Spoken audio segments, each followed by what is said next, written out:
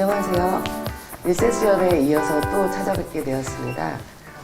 사회적 경제가 준비하는 고령사회 사회를 맡게 된 경기도 사회적경제센터 센터장 문보경입니다. 네, 앞서서는 우리가 아동돌봄에 대해서 다뤘는데요.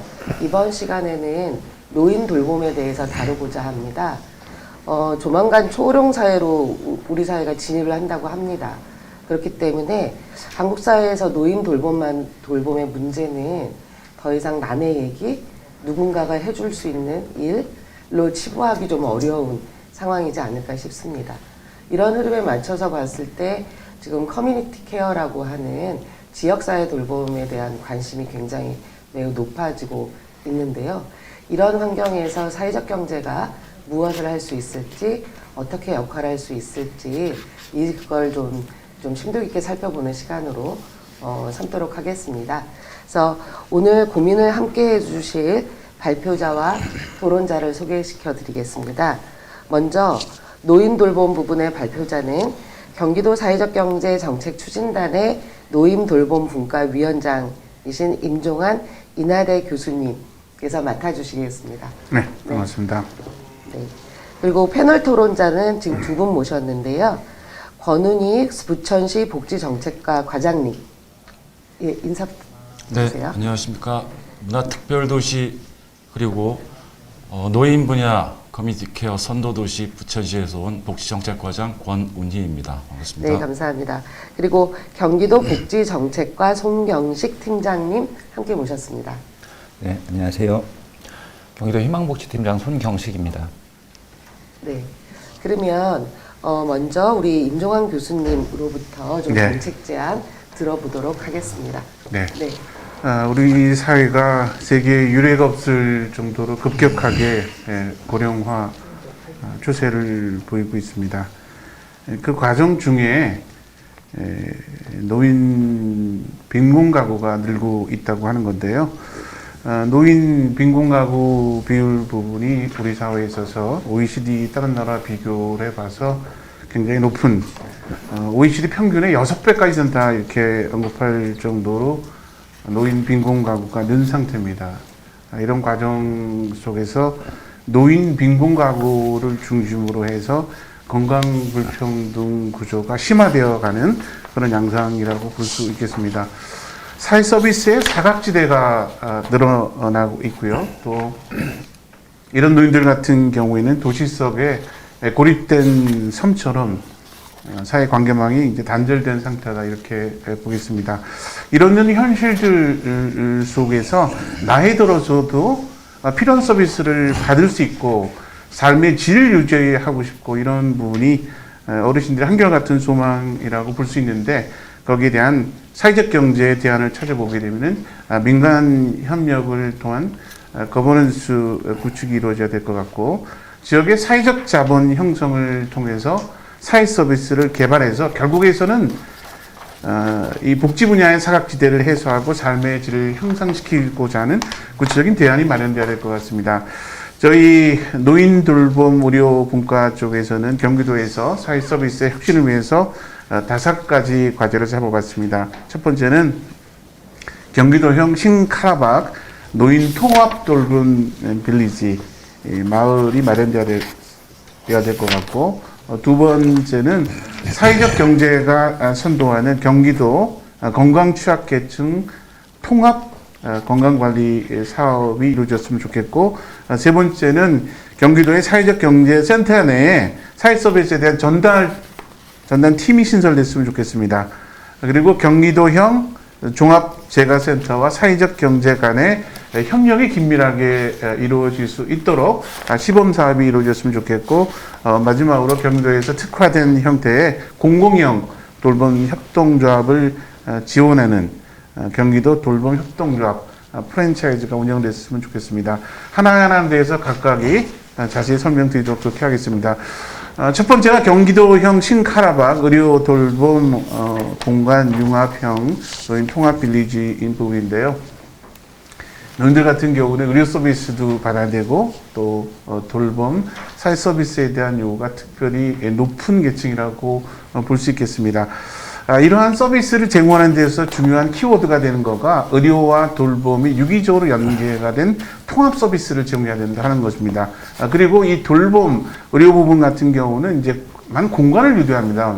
이제 인프라가 필요한 부분이기 때문에 이 공간에 대한 요구가 굉장히 크다 이렇게 보여지고요. 그래서 지역에서의 인프라가 어느 정도 갖춰져야지만 의료 서비스나 돌봄 서비스를 제공하는 것이 가능한데 사실 협동조합에서 스스로가 이러한 공간을 마련하거나 사회적 자본을 마련하는 부분들은 굉장히 어려운 과제라고 볼 수 있겠습니다.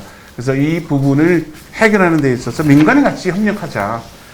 그래서 여기 이제 신카라박이라고 하는 거는 이태리 이제 볼리오나이스의 경험을 얘기하는데 사회 서비스를 제공하는 데 있어서 협동조합에 필요한 인프라 부분들을 민간이 협력해서 같이 마련하는 겁니다. 예를 들면은 지자체에서 이런 의료 돌봄 서비스를 제공하는 데서 필요한 공간, 땅을 제공하는데 이거를 장기간 3, 40년 하거나 또는 이것을 운영하는 부분에 있어서 협동조합의 자율성을 보장하는 그런 형태 부분입니다. 그런 부분에 있어서 민간 협력의 획기적인 모델이 나와야 된다 이렇게 생각하고 이런 과정을 통해서 분별적이고 파편적인 형태 부분들을 통합적인 서비스 형태로 전환을 해야 된다 이렇게 보여집니다.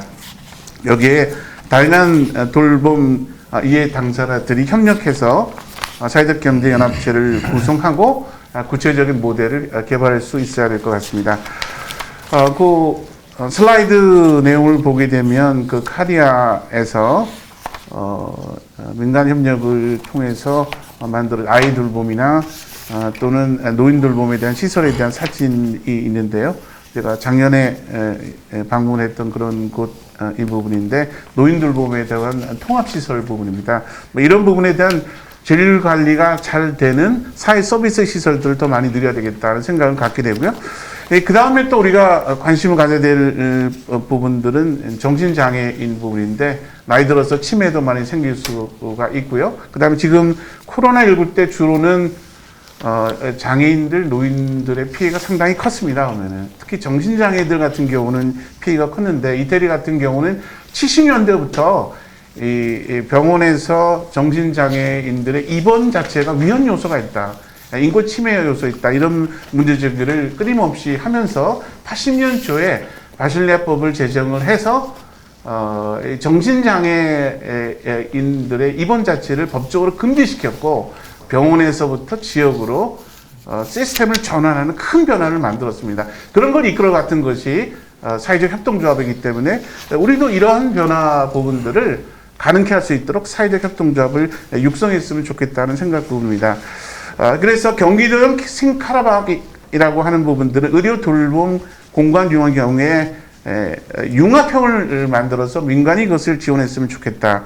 여기에 노인 요양홈이나 단기 보호시설이나 데이케어나 또 커뮤니티 교류 공간이나 이런 부분들이 마련되어져서 지역사회 내에서 어르신들이 생활하는 데 필요한 의료나 복지 서비스를 제공할 수 있는 인프라를 만들었으면 좋겠고 또 사회 관계망을 지역에서 만들었으면 좋겠다는 바람입니다. 두 번째 부분은 사회적 경제가 선도하는 경기도 건강 취약계층 통합 관리 사업에 대한 부분인데 이것의 핵심 같은 경우에서는 건강 취약계층에서 요구가 높은 부분이 의료 서비스에 대한 부분인데 의료 서비스뿐만이 아니고 돌봄 서비스가 연계돼서 제공할 수 있도록 하는 통합 건강 관리가 필요하다 이렇게 볼 수 있겠습니다. 경기도에서는 이미 건강 기본 조례가 제정이 되어 있고요. 주치 사업을 할 수 있는 근거가 마련됐기 때문에 주치제도에 근거해서 여러 돌봄 서비스와 연계된 통합 돌봄 시스템을 구축 가능할 것 같습니다. 경기도에서 실제 이런 부분에 대한 이게 커뮤니티 케어의 핵심입니다. 통합 인티그레이트된 통합 서비스라고 하는 것들이 결국에서는 커뮤니티 케어의 핵심인데 경기도에서 그걸 가능케 했으면 좋겠다. 그래서 지역사회 통합 돌봄에 대한 부분에 있어서 지금 건강 취약 그룹에서 제공되는 의료 서비스나 돌봄 서비스의 질이 굉장히 떨어지는 그런 상태의 부분인데 이것을 획기적으로 전환 작업을 하자. 그래서 마을 부분에 있어서 마을 주치 센터를 두고 또 여러 복지 서비스와 연계하는 그런 부분에 대한 변화가 있었으면 좋겠다 하는 바람입니다. 이 다음 슬라이드 부분이 지역사회 통합 돌봄에 대한 것들을 언급한 내용 부분인데요. 여기 핵심 같은 경우에서는 결국에서는 마을 주치를 두고 의료 서비스와 통합 서비스를 맞춤형 서비스를 제공하자라고 하는 것들이 핵심이다 이렇게 보겠습니다. 작년에 미국 쪽에 취약한 지역사회에 대해서 미국도 이제 메디케이드의 질 자체가 문제가 되기 때문에 그 질을 향상시키는 데 있어서 미국 사회도 굉장히 노력을 하고 있는데 핵심적인 내용 부분들이 결국에서는 통합 서비스라고 보겠습니다. 인티그레이트 서비스라고 하는 부분들은 의료 서비스와 통합 서비스를 같이 연계하는 부분인데 미국도 그렇고 우리도 보면은 일처리가 취약한 부분들이 결국에서는 이러한 건강 취약계층의 서비스를 제공하는 데서 늘 걸림돌로 작용하고 있습니다. 1차 의료 부분에 있어서 주치에 기반한 통합 서비스를 제공하는 것들이 필요하다 이렇게 보겠습니다. 그렇게 하기 위한 인프라 부분들이 경기도에서 건강 기본 조례가 이미 제정되어 있기 때문에 거기에 근거해서 주치 사업을 하고 건강 코디네이터를 두고 통합 사례 관리에 나섰으면 좋겠습니다. 그 다음 과제는 사회적 경제센터 내에 사회서비스 전담팀을 신설하자고 하는 그런 내용 부분입니다.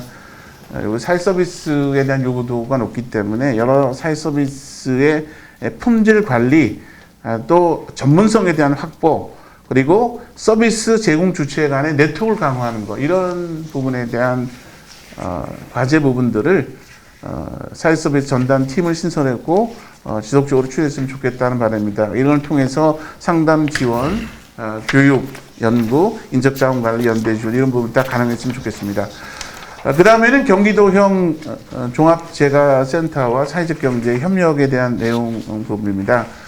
사회 서비스원을 두고 거기에 종합재가센터를 두고 이제 종합재가 서비스를 제공하게 되는데 사실 재가 서비스 플러스 필요한 여러 서비스가 많습니다. 그런데 한국서비스원에서 이 종합재가센터에서 이러한 필요한 여러 서비스 부분들을 한꺼번에 마련하는 것들은 불가능한 거기 때문에 제가 보기에는 공공조직으로서의 종합재가센터와 사회적 경제가 협력하는 모델을 통해서 새로운 서비스를 제공할 수 있어야 된다. 돌봄 사각지대를 발굴해서 지역 내에서 건강 불평등을 해소할 수 있어야 될 것 같고 지역 밀착 형 서비스가 제공이 돼야 될 것 같습니다. 그 사업 내용을 보게 되면은 이제 노인과 장애인의 개별 요건에 맞는 의료 서비스와 통합 서비스를 제공하는 형태로 되어 있고요. 종합재가센터 사업에 방문 진료나 재활, 영양, 주거 지원이나 이동 지원이나 호스피스나 장례 지원 이런 것들이 가능하겠습니다. 여기에 보면은 방문 진료나 재활 이런 부분들은 전문 인력이 들어가야 되는데 종합재가센터에서 이런 전문 인력 자체를 다 고용하기 힘들거든요. 보면은 그런 부분이기 때문에 지역사회에 있는 다른 사회적 경제 조직, 협동조합을 통해서 이런 전문 서비스와 유기적인 연계가 가능하기 때문에 이런 부분에 대한 협력 기반을 마련했으면 좋겠다는 바람입니다. 서비스 내용 부분이 상당히 다양한 부분들이 다음 슬라이드에 나와 있는데요. 장기요양 서비스나 노인 맞춤 돌봄에 대한 서비스나 재활 서비스, 방민 서비스, 영양 서비스, 호스피스, 장례 지원 이런 부분들이 여러 형태의 서비스들이 유기적인 연계성이 있어서 촘촘히 보면 사각지대가 없게 필요한 서비스를 제공하는 부분들이 핵심이다 이렇게 보겠습니다. 지금 형태는 이런 부분에 필요한 서비스를 파악해서 또 지역사회 여러 자원들과 연계하는 사례 관리가 제대로 안 돼 있다는 것이 문제 부분인데 종합재가센터 또 사회적 경제 협력을 통해서 이제 실질적인 사례 관리가 가능한 형태로 발전했으면 좋겠다 하는 바람 부분입니다. 그래서 공공부분과 사회적 경제의 긴밀한 연계를 통해서 얼마든지 사각지대를 줄일 수 있고 서비스의 질을 높일 수 있다 이렇게 보겠습니다. 마지막으로 경기도에 특화된 공공형 돌봄 협동조합 프랜차이즈를 육성했으면 좋겠다 하는 바람 부분입니다. 협동조합 기본법 또 경기도 사회적 경제 육성 지원에 관한 조례 제9조, 17조, 18조에 근거해서 이러한 공공형 협동조합의 프랜차이즈를 육성하는 부분들을 우리가 한번 시도해 볼 수 있지 않나 하는 생각이 좀 들고요. 돌봄 영역 중에서 사회보험, 그러니까 장기요양보험이나 또 바우처나 정부 보조금 양식으로 운영되는 6개 분야의 돌봄 기업, 돌봄 협동조합, 공공성을 담보하는 경기도 단위의 사회적 협동조합 부분들을 좀 규모를 키우고 또 질 관리를 하고 프랜차이즈화해서 공공형 돌봄 협동조합을 육성하자는 내용 부분입니다. 사업 내용을 보게 되면 이제 6개 분야가 있는데요. 첫 번째 분야는 장기 요양, 재가 장기 요양, 노인 돌봄에 대한 부분이고, 두 번째가 장애인 활동 지원에 대한 분야이고, 세 번째가 발달 장애인 돌봄에 대한 분야이고요. 네 번째 분야가 정신질환 및 정신장애 돌봄에 대한 분야이고, 다섯 번째가 아동 돌봄 분야이고요. 여섯 번째가 어린이집 협동조합을 통해서 나타나는 영유아 돌봄에 대한 부분에 이렇게 보겠습니다. 이것을 보게 되면 여러 형태로 돌봄 서비스를 필요로 하는 층들이 우리 사회에서 많다 이렇게 생각하고, 근데 그것을 지원할 수 있는 재정적 구조를 명확하게 하고 보험, 바우처, 또 보조금 형태 부분이 기반이 되고, 이것 자체 근거를 해서 공공성을 담보로 하는 돌봄 협동조합을 본격적으로 육성하자. 근데 육성하는 부분에서는 어차피 질 관리를 하고 거기에 이제 인적 관리 또 마케팅이나 경영 관리 능력을 끌어올려야 되는 쪽 부분이기 때문에 그렇게 할 수 있도록 뒷받침하는 부분들을 이제 구체적으로 이렇게 돌봄 협동조합에 대한 육성 프로그램을 통해서 했으면 좋겠다 하는 바람이 있고요. 이런 것을 통해서 우리 사회에 있어서 아직도 사각지대로 남아있는 노인, 또 장애인, 어린이 돌봄 뭐 이런 부분에 있어서 우리 사회가 각 시민들이 인간다운 삶을 살 수 있도록 뒷받침할 수 있는 그런 사회 서비스를 제공할 수 있도록 우리가 역량을 또 만들었으면 좋겠다 하는 바람입니다. 네, 고맙습니다. 이제 교수님께서 말씀하신 걸 좀 요약을 해보면, 마을에서 사회적 경제에 의해서 이 좀 촘촘한 돌봄망들을 만들어내고, 그래서 그것이 이제 궁극적으로 사각지대에 놓여 있는 그 어르신들이라든가 취약계층들에 대한 좀 서비스를 더 높이는 데 기여할 수 있지 않을까? 그리고 그거와 관련된 좀 다양한 이제 좀 사업들을 좀 제안해 주셨습니다. 그러면 이 내용과 관련해서 이어서 바로 우리가 이제 좀 토론을 좀 들어보도록 하겠는데요. 먼저 우리 권은희 과장님부터 말씀해 주시면 되겠죠. 네, 부탁드리겠습니다. 네, 임종환 교수님의 그 통합 돌봄과 관련된 그 중요한 정책 제언 잘 들었습니다. 아시다시피 정부에서는 20대 국정 전략 중에 모두가 누리는 포용적 복지국가를 완성하기 위해서 그 중요한 과제 하나로 커뮤니티 케어 사업을 중점적으로 지금 추진을 하고 있습니다. 우리 부천시는 작년도에 보건복지부가 추진하고 있는 커뮤니티 케어 사업의 노인 분야에 선도도시로 작년 4월에 선정이 돼서 지금 기초적인 그 기반을 구축을 하기 위한 그 여러 가지 노력들을 지금 하고 있다는 말씀을 드리겠습니다. 이러한 노력의 그 내용으로 우리 시는 작년도에 기존의 36개 동의 그 행정체계를 10개 광역동 체제로 일대 변화 혁신을 시켰습니다. 이 의미는 기존의 그 복지관 10개하고 그 다음에 백세 건강실 그리고 내부적인 행정 조직, 커뮤니티 케어 관련된 전담 조직을 구성하고 이런 여러 가지 다각적인 기반 구축을 위한 노력들을 이미 진행을 했고요. 아울러서 우리 시 약 14% 정도 되는 노인 11만여 명의 전체 노인들을 대상으로 이 커뮤니티 케어 사업의 궁극적인 취지를 최대한 살리기 위해서 퇴원 환자와 중증 관리 대상자들이 지역사회에서 더불어서 함께 잘 여생을 마무리할 수 있도록 하는 그런 여건을 조성하기 위해서 아울러서 노력에 최선을 다하고 있다는 말씀을 드리겠습니다. 근데 이러한 지역에서 통합 돌봄 사업을 추진하는 데 있어서 개인적으로 가장 중요하다고 생각되는 부분은 임종환 교수님께서 말씀하신 여러 가지 다양한 사회 경제 조직들, 협동조합을 비롯한 이러한 지역에서의 다양한 자원들이 얼마나 지역사회와 협업을 하느냐, 이 협업 관계가 가장 핵심이라고 생각을 하고 있습니다. 우선적으로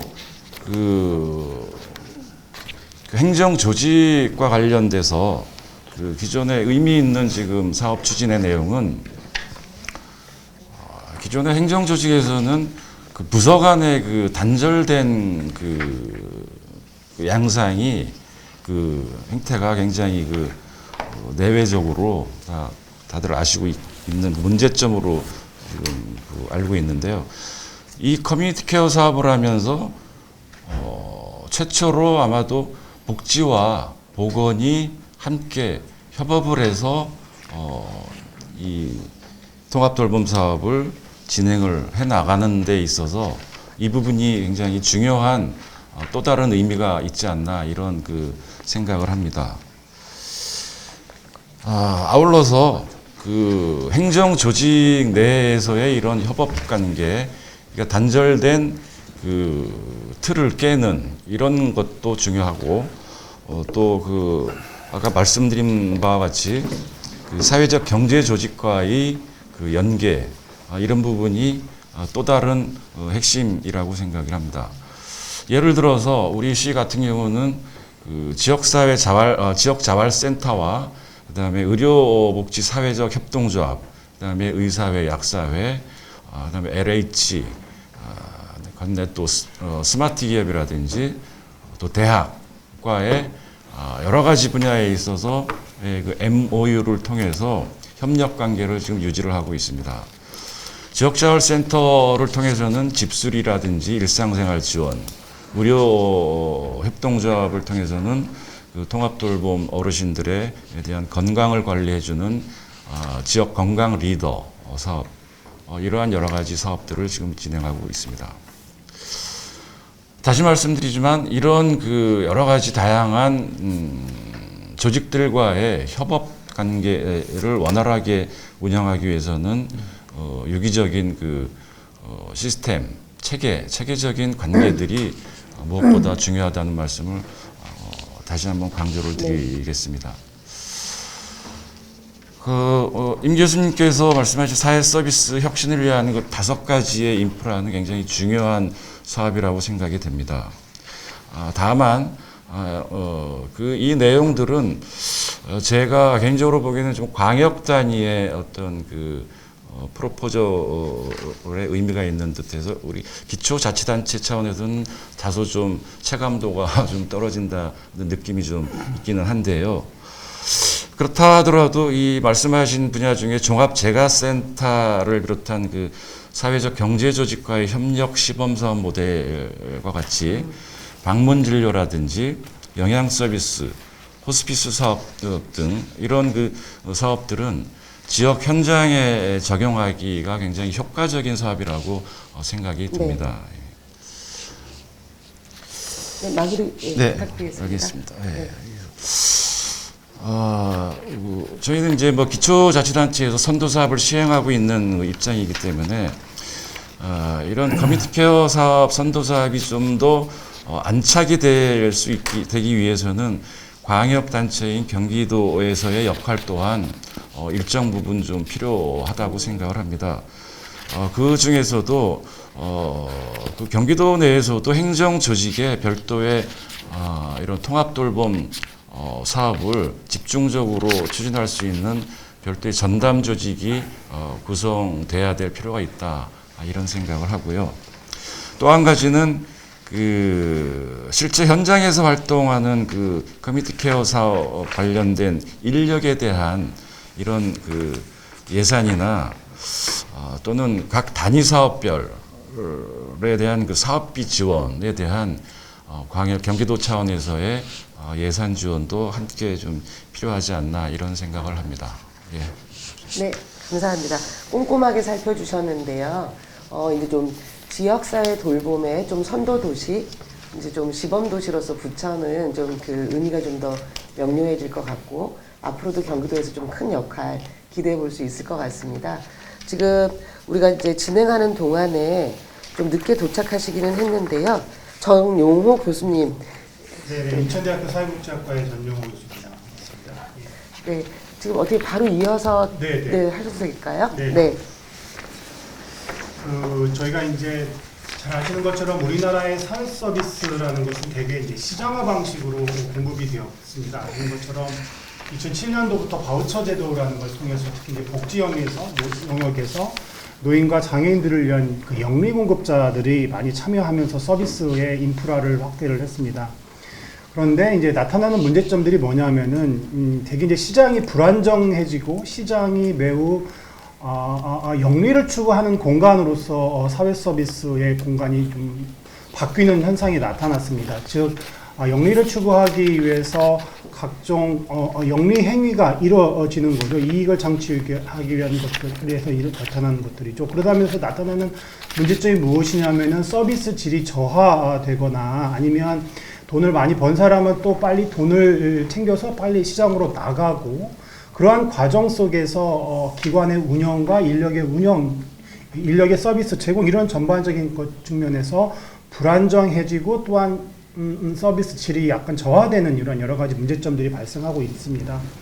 그래서 이제 사실은 이제 문재인 정부에서도 중요한 국정과제로 삼고 있는 것이 이러한 서비스 제공의 공급 주체를 조금 공공화하는 것이 필요하다라고 하고 있고요.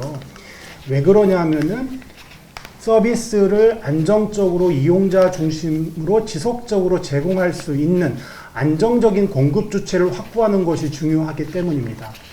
그런데 이제 우리가 사회 서비스원이라는 걸 통해서 공공의 공급 주체를 확대하는 방안도 있었지만 사실 이제 예산이 너무 많이 들고 이런 여러 가지 정황이 있는데, 그러한 측면에서 공공이 확대되는 것도 중요하고 또한 좀 더 안정적으로 이용자 중심으로 서비스를 제공할 수 있는 공급 주체가 중요하다라고 볼 수 있고, 그런 면에 있어서 사회적 경제의 공급 주체들을 적극 확대하는 것이 필요하다고 생각합니다. 그런 면에 있어서 경기도가 다른 지역에서보다 선도적으로 이러한 돌봄의 영역, 노인돌봄을 뿐만 아니라 전반에서 확대하는 것들이 매우 주목되는 그러한 시도라고 볼 수가 있고요. 서구의 이러한 사회적 경제가 발전된 나라들이 실질적으로 적극적인 지원을 통해서 안정적인 공급 주체를 확대하는 것처럼 우리에게도 정말 돈벌이나 그런 것이 아니라 대상자 입장에서 질 좋은 서비스를 지속적으로 제공할 수 있는 그런 사회적 경제 주체를 확보하는 것이 중요한 거라고 생각을 합니다. 이 사회적 경제 주체는 기존에 했던 다른 연구의 결과를 살펴보면은 서비스 질이나 아니면 고용의 유지, 이러한 측면에 있어서도 상대적으로 일반 용리기관들에 비해서 우수하다라는 결과들이 다 있습니다. 특히 이제 지금같이 경기가 불안정하고 경제가 침체 국면에 있을 경우에는 고용을 유지하는 것도 국가적으로 매우 중요한데, 그런 면에 있어서도 사회적 경제의 주체들은 여러 가지 긍정적인 역할을 할 수 있다라고 생각을 합니다. 특히 이제 임종환 교수님께서 여러 가지 이제 좋은 내용들을 서구의 경험과 경기도의 모델을 많이 발표를 해주셨는데요. 저는 이제 이 여러 가지 모델 중에서 종합재가센터를 통해서 방금 우리 부천의 과장님께서도 말씀하신 것처럼 보건과 의료와 복지의 영역에서 포괄적이고 통합적인 서비스를 제공하는 것이 커뮤니티 케어에서도 매우 중요하지 않습니까? 왜냐하면 이용자 중심으로 서비스를 제공해야 되니까요. 이제 그러한 면에 있어서 종합재가센터에서 여기 노인 보건의료와 복지, 심지어 이제 장례 지원이나 호스피스까지 엔드 오브 케어라고 해서 이제 생애주기적으로 여러 가지 포괄적인 서비스를 제공하고 있고, 그러한 것들의 공급에 있어서 사회적 경제가 적극적으로 활용하는 것이 바람직하다고 생각합니다. 제가 보기에는 아직까지도 우리나라의 사회 서비스는 전반적으로 대상자들의 욕구를 충족시키기에는 서비스의 종류나 서비스의 급여량이나 이런 것들이 많이 부족합니다. 사회적 경제라는 안정적인 공급 주체를 통해서 좀 더 다양한 서비스들을, 포괄적인 서비스들을 충분하게 시간이나 서비스의 질이나 이런 것들을 제공할 수 있는 그러한 주체로서 양성하는 것들이 이번을 통해서 더 적극적으로 이루어지는 것이 우리 사회 서비스의 발달을 위해서, 아동과 노인과 장애인과 노숙인, 정신질환자 이러한 대상자들을 위해서 좀 더 포괄적이고 적극적으로 하는 첫발을 떼었다라고 생각을 하고, 네. 그러한 노력들이 진행된다고 생각합니다. 예. 네, 감사합니다.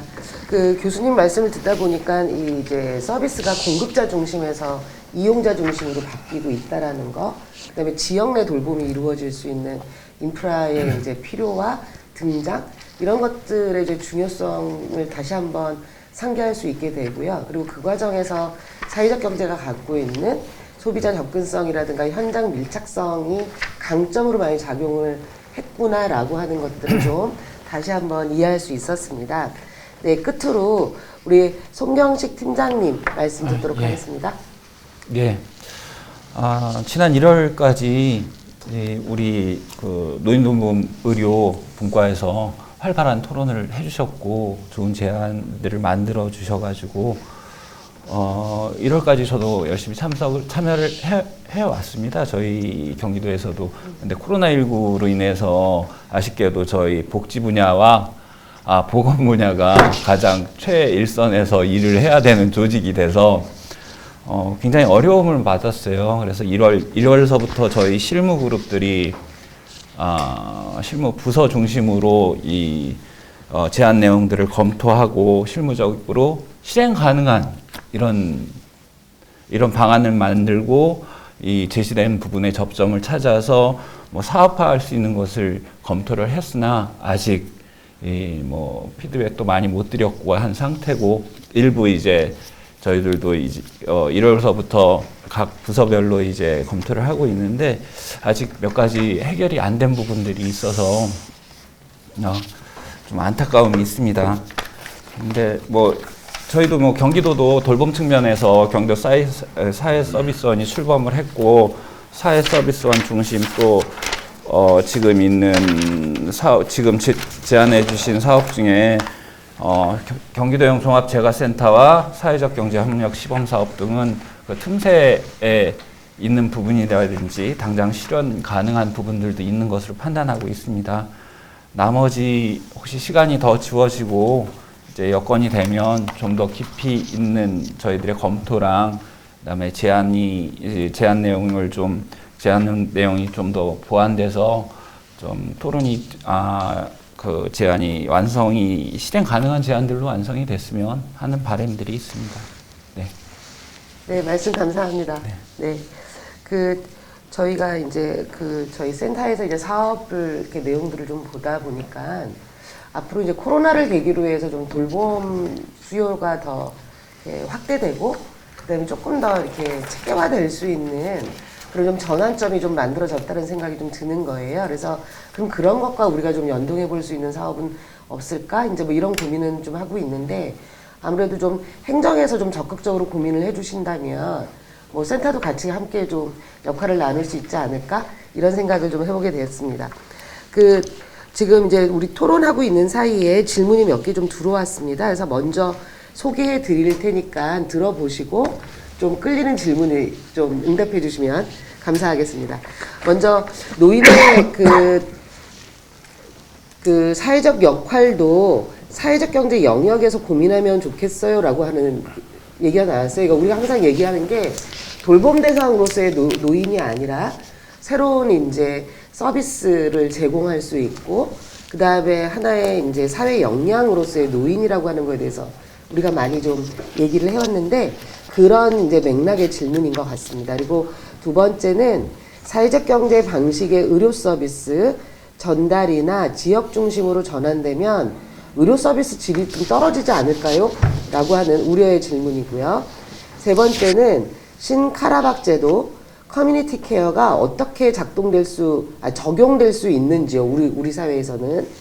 그리고 네 번째는 코로나19로 병원 가기 더 힘든데 코로나19 이후 노인 의료 해결책은 뭘까요? 어르신분들이 좀 많이 이제 취약하잖아요. 그래서 이런 거에 대해서 여쭙고 있습니다. 그리고 끝으로 비즈니스 모델이 일단 좀 궁금합니다. 공공성이라고 하는 이유로 보조금만 준다면 구태여 사회적 경제 조직으로 해야 될 이유가 없을 것 같다라고 하는 의견이신 거예요. 그러니까 공공 인프라와 다른 그 무언가가 있지 않을까? 그런 면에서 좀 비즈니스 모델이 궁금하다라고 의견 주셨습니다. 그래서 일단 뭐 각각 먼저 우리 정 교수님부터 얘기해 해주실래요? 네. 첫 번째 이제 질문을 주신 내용이 제가 정확히 이해한지 모르겠지만 어쨌든 간에 노인들을 돌봄을 주는 대상으로만 생각하지 말고 노인들이 갖고 있는 무한한 능력과 잠재력이 있기 때문에 이분들의 능력을 좀 더 활용하고 그래서 그분들이 여러 가지 또한 서비스를 제공하거나 사회적으로 기여하도록 한다고 하는 그런 의견인 것 같습니다.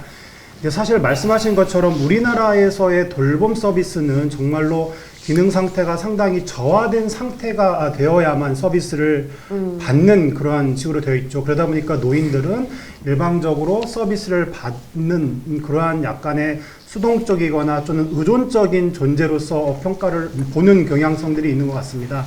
질문을 주시는 것처럼 사실은 좀 더 건강하고 또한 약간의 경증 상태인 분이라고 할지라도 그분들이 직접 여러 가지 보건의료와 복지 서비스의 직접적인 주요한 역할은 아닐지 몰라도 여러 가지 측면에서 기존의 제도를 좀 더 지원해 주거나 그런 면에서 제도적으로 기여할 수 있는 부분들이 분명히 많이 있을 거라고 생각을 합니다.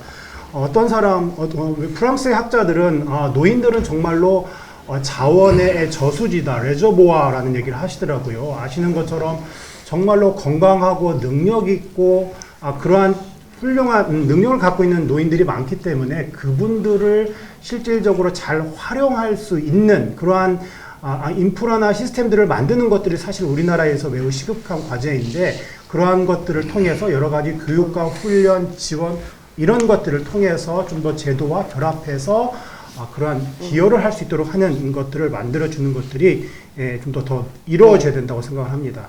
네. 이상입니다. 네, 고맙습니다. 노노케어가 뭐 대표적인 고민이었던 것 같고요. 그 다음에 뭐 보건복지 분야에서도 은퇴 의료인들, 이런 분들이 이제 간호사들은 그때 프랑스에서 보니까 이제 케어로 투입되기도 하시더라고요. 뭐 이제 이런 걸 우리가 고민해 볼 수 있을 것 같습니다. 그리고 그 다음 분도 답변을 한 1분 정도씩 부탁드리겠습니다. 네, 질문이 제가 답변을 드릴 만한 입장인지 모르겠습니다만 그중에 그 코로나 관련해서 그 어르신들 특히나 노인들과 관련된 그 질문이 있었던 것 같은데요. 네. 이와 관련해서 간략하게 말씀드리면은 특별히 그 코로나19 관련해서는 그 계층이나 세대나 이렇게 뭐 따로 차별 있게 어떤 그 대응이라든지 이런 차원은 아니라고 생각이 됩니다만 그럼에도 불구하고 노인이라는 그 취약계층, 노인 어르신들이 취약계층이기 때문에 좀 더 그 지역에서 세심한 그 방역이라든지 의료적인 관심이 더더 필요한 대상이라는 것은 확실합니다. 커뮤니티 케어 관련해서는 우선적으로 건강 리더를 통해서 매주 개별적으로 어르신들에 대해서 건강 체크라든지 이런 건강과 관련된 예방 활동을 지금 진행을 하고 있는데요. 그와 병행해서 조금 또 필요한 게 이제 방문 진료를 좀 말씀드리고 싶은데요.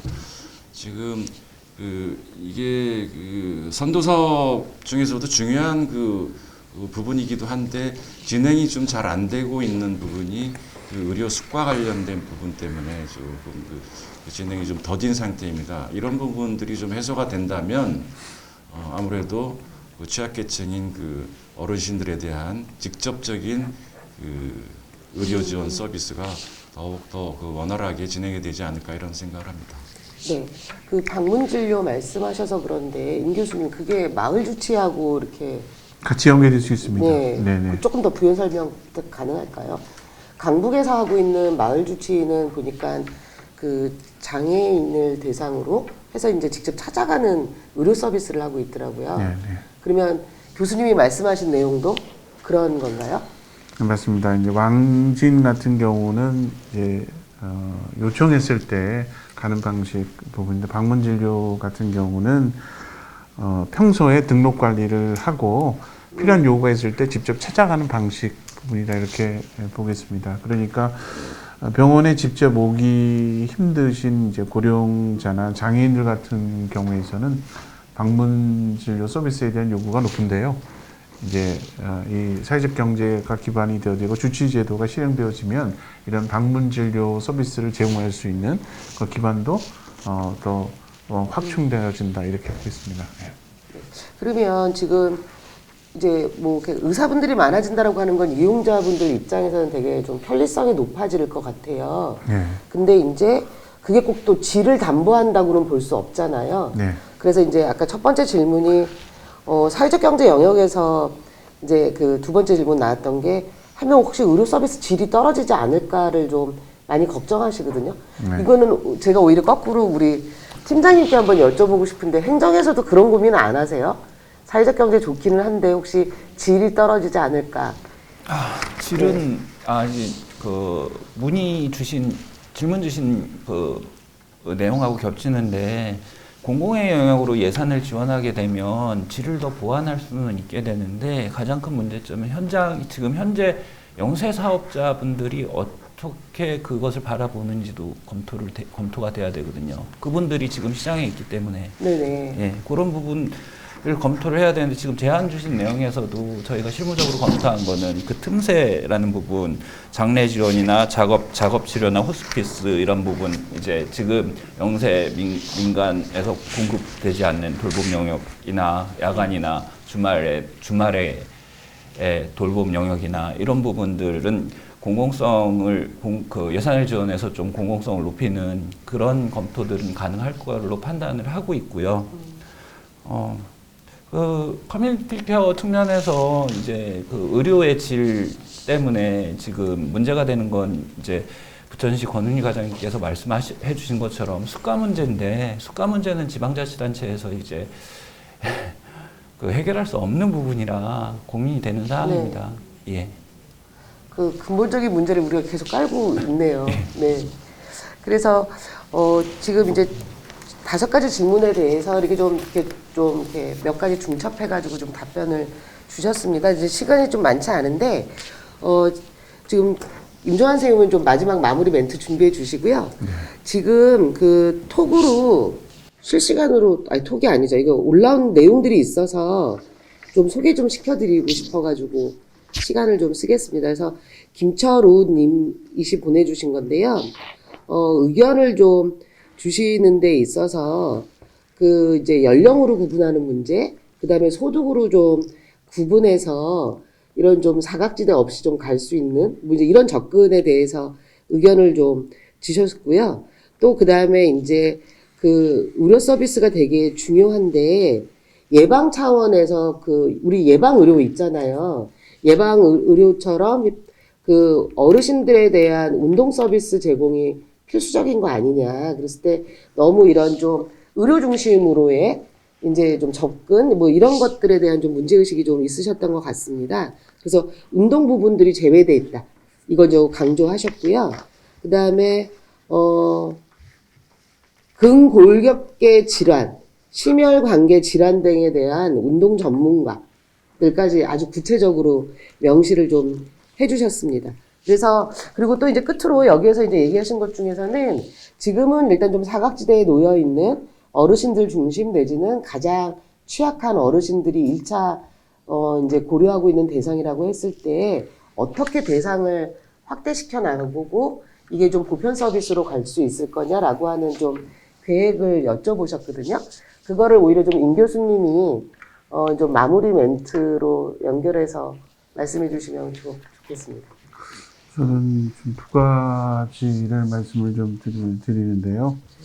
이제 코로나19 전후를 비교해봐서 한국 사회, 세계적으로도 굉장히 큰 변화가 있어야 될 것으로 그렇게 생각하는데, 첫 번째가 역시 시민 참여 부분이다, 이렇게 보겠습니다. 그러니까 의료 형태는 그동안 의료 전문가에 의해 갖고 병이 생겼을 때 치료하는 중심인 경우인데, 이런 방식으로서는 여러 만성질환이라든가 지금과 같은 이제 감염성이라든가 이런 위기 부분을 극복할 수가 없다고 하는 겁니다. 시민들의 삶의 질, 생활 패턴, 건강 습관 이런 것들이 변화되지 않으면 지금의 위기를 극복할 수 없는 부분이기 때문에 의료 전문, 여기서 얘기하는 이제 의료 전문가라고 하는 부분들은 이제 팀 접근을 얘기하는 거고요. 거기에 이제 임상 서비스를 제공하는 의료인도 있지만 여기에서는 운동 전문가나 영양 전문가 쪽이나 상담 이런 부분들이 같이 해서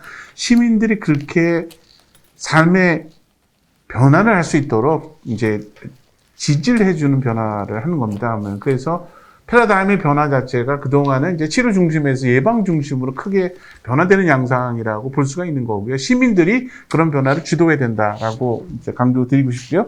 두 번째 부분 쪽에서는 제가 보기엔 이 변화 부분들을 민간과 관이 함께 해야 된다. 예를 들면 카라박 어떻게 가능하냐고 하는 쪽 부분인데, 예를 들면 우리가 도시 설계를 할 때 어떤 부분은 학교를 위한 이제 공간 부분이고 주거 공간을 다 좀 마련해 놓지 않습니까? 그러면은 근데 주거 공간 같은 경우에서도 역시 사회 주택이라든가 취약한 그룹들이 함께 모여 살 수 있는 공간을 마련해야 되고, 도시 계획에서부터 돌봄 공간이 마련돼야 된다는 겁니다. 그래서 치매 노인도 행복한 마을 지역 사회를 겨냥해서 도시 계획에 대한 패턴부터 바뀌어야 된다. 실제로는 그렇게 하기 위해서 민간이 이제 그거에 관한 적극적 의견을 내고 또 행정적인 뒷받침을 내는 것이 아우러져야지만 도시의 변화가 가능하다, 이렇게 볼 수 있기 때문에 이번 이제 경기도에서 여러 가지 이제 돌봄에 대한 계획을 마련했는데, 이런 걸 통해서 이제 새로운 사회 변화들을 경기도에서 했으면 좋겠다. 시민들이 변하고 또 그것을 뒷받침하는 부분에 있어서 민간 협력이 이루어지는 새로운 이제 돌봄 시스템이 구축돼야지만 이 위기를 극복할 수 있다고 봅니다. 네, 감사합니다. 그 교수님 말씀드리면서 두 가지가 좀 생각이 났습니다. 하나는 우리 앞에 1세션에서는 아동 돌봄을 다뤘거든요. 그랬을 때 이제 좀 세대 융합형, 계층 융합형으로 공간을 같이 공유해보는 방식도 우리가 검토해볼 필요가 있겠구나라는 생각이 좀 들었고요.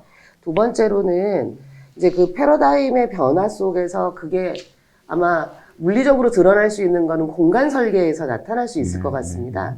그래서 기존의 어떤 그 안전과 격리 관점에서 시설을 고민을 했다라고 한다면 지역사회하고 소통하고 그 다음에 그 진출입이 좀 자유로울 수 있고 누구나 다 돌봄으로 참여할 수 있는 공간이 반영된 그런 설계에 입각한 공간 뭐 이런 게 이제 통합 재가센터로 만들어질 수 있다면 맞습니다. 뭐 하는 상상을 좀 해보게 되었습니다. 네. 오늘 뭐 그렇게 길지 않은 시간인데 함께 해주셔서 감사드리고요. 그래도 그 짧은 시간에 핵심적인 내용 중심으로 정책 제안과 그 다음에 그 토론에 응해주셔서 너무 감사드립니다. 이것으로 두 번째 세션 토론회는 마치도록 하겠습니다.